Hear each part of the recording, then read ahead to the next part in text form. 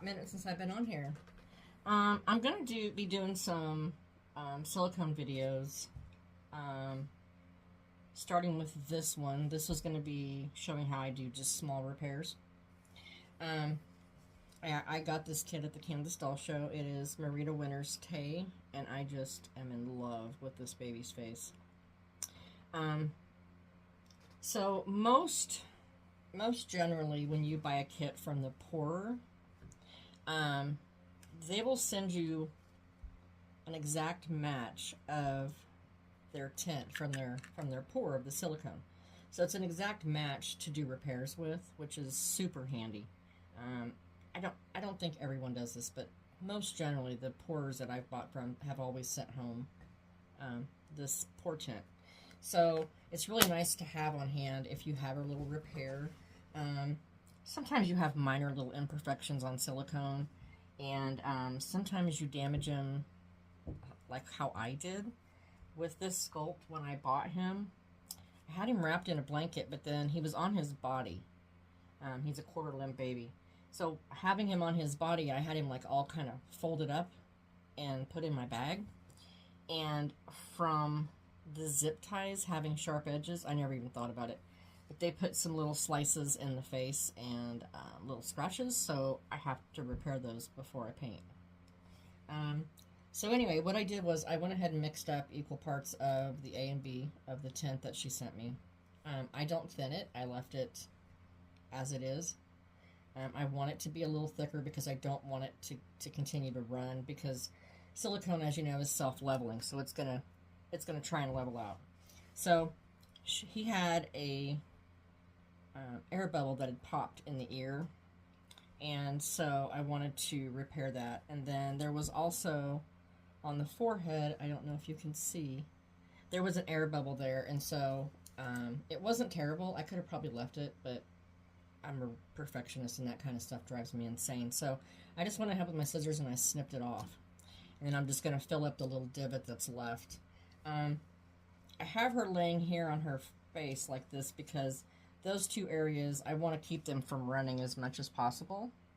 So I'm just going to lay the head down flat while I do these two little repairs. So what I generally do is I warm the silicone up a little bit before I put the raw silicone on it. Reason I do that is because the air temperature and the warmth of the silicone is going to make it start curing right away. I don't want it to do a slow cure. I want to do it fairly quickly. Plus those areas are deeper, and so I'll probably fill them a couple of times.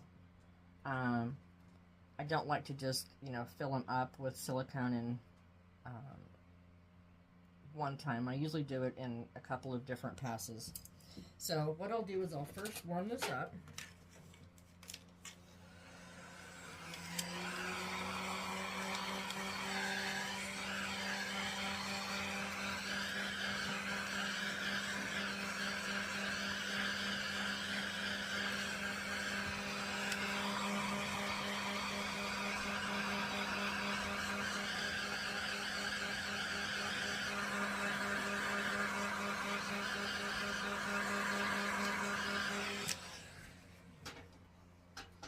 You don't have to go crazy and spend 5 minutes.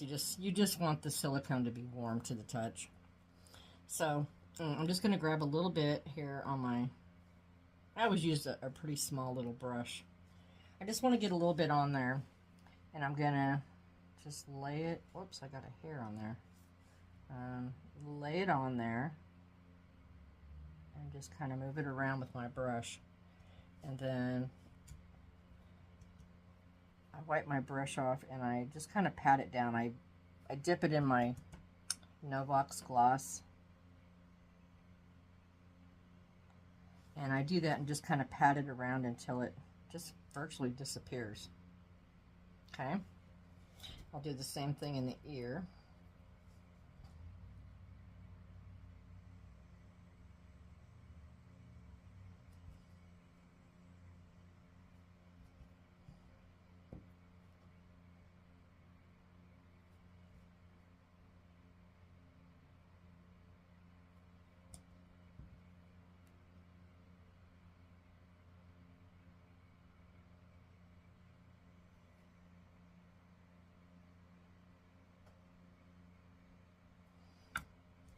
can also dip your finger in the nail box and just kind of pat around it.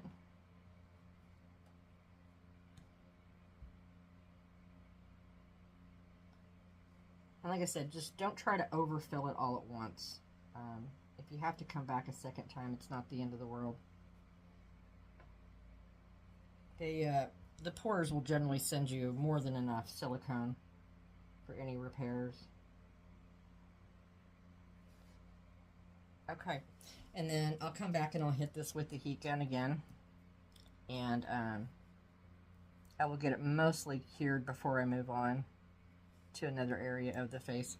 Like I said, I caused several scratches. They're not horrible, but I don't want the paint to settle in those areas, so it's better to fill them now rather than have to deal with it later on. And yeah, I don't like to leave that stuff till the end. I really don't. I like to have it done, so when I start painting, I can just focus on painting, you know. I don't want to have to fix mistakes.